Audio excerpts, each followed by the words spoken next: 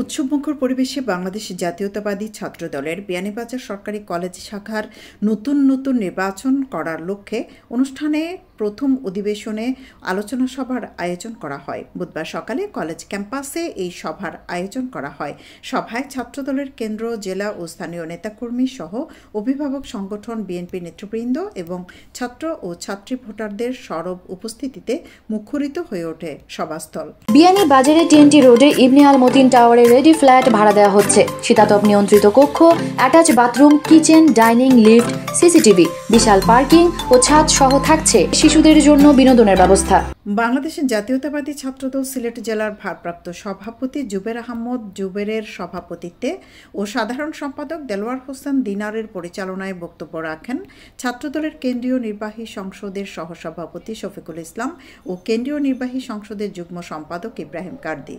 এ সময় বক্তারা সংগঠনের নেতাকর্মীদের সাংগঠনিকভাবে সক্রিয় হওয়ার আহ্বান করেন।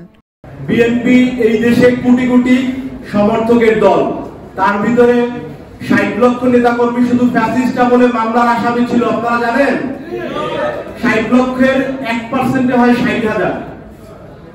60,000 লোক তো ভাই অপকর্মের সাথে জড়িত না, অল্প কিছু লোক জড়িত, এবং সাথে সাথে আমাদের পার্টি সেটার বিরুদ্ধে অ্যাকশন নিচ্ছে, ব্যবস্থা নিচ্ছে।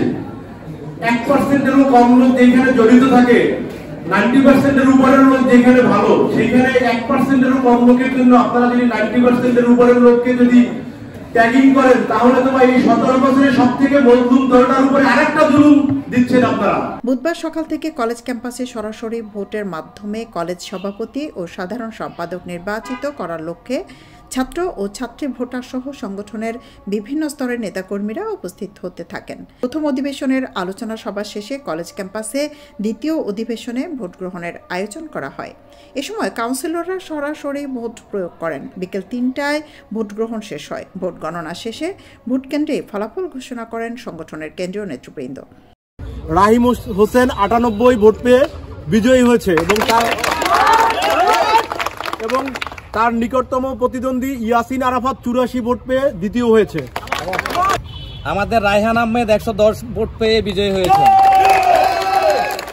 তার নিকটতম প্রতিদ্বন্দ্বী মোহাম্মদ মাবিয়া আলম রুহান 89 ভোট পেয়ে দ্বিতীয় হয়েছে। এবং আপনাদেরকে আরেকটা কথা বলে দিয়ে যাচ্ছি, যেহেতু প্রথম এবং দ্বিতীয়র একটা বিষয় আছে, যিনি সভাপতি হিসাবে দ্বিতীয় হয়েছেন তিনি সিনিয়র সহসভাপতি হিসাবে পদ পাবেন, এবং অন্যদিকে সাধারণ সম্পাদক পদে যিনি দ্বিতীয় হয়েছেন তিনি সিনিয়র যুগ্ম সাধারণ সম্পাদক হিসেবে পদ পাবেন। আর সাংগঠনিক সম্পাদক আমরা হিসাব করে আমাদের জেলা প্রেসিডেন্ট সেক্রেটারি সহ আমাদের টিমের লোকজনের সাথে কথা বলে আমরা নির্বাচনের সভাপতি পদে রাহিম হোসেন নির্বাচিত হন ও সাধারণ সম্পাদক পদে রায়হান আহমদ নির্বাচিত হন।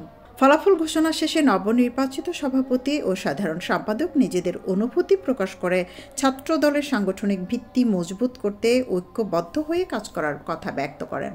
শিক্ষা ঐক্য প্রগতির পতাকাবাহী সংগঠন, বাংলাদেশের আপামর শিক্ষার্থীদের আস্থার সংগঠন বাংলাদেশ জাতীয়তাবাদী ছাত্রদল বিয়ানীবাজার সরকারি কলেজের আজকের ছাত্রদলের কাউন্সিল নির্বাচনে সভাপতি পদে উত্তীর্ণ হয়ে আমি শুরুতেই আমার সকল শুভাকাঙ্ক্ষী এবং সহযোগী আমার সহযোদ্ধা বড় ভাই, ছোট ভাই, স্নেহাশিস সকলকে আমি ধন্যবাদ জানাচ্ছি।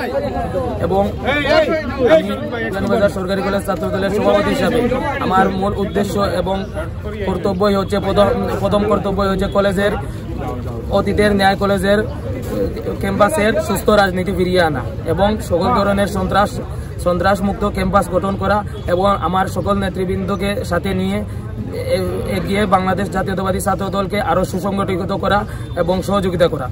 আলহামদুলিল্লাহ, বিজয়ের অনুভূতি সবসময় ভালো। আপনারা সবাই আমাকে ভালোবাসা দিয়ে সাধারণ সম্পাদক হিসেবে নির্বাচিত করেছেন। ইনশাআল্লাহ আমি আপনাদের জন্য এই কাজ করব।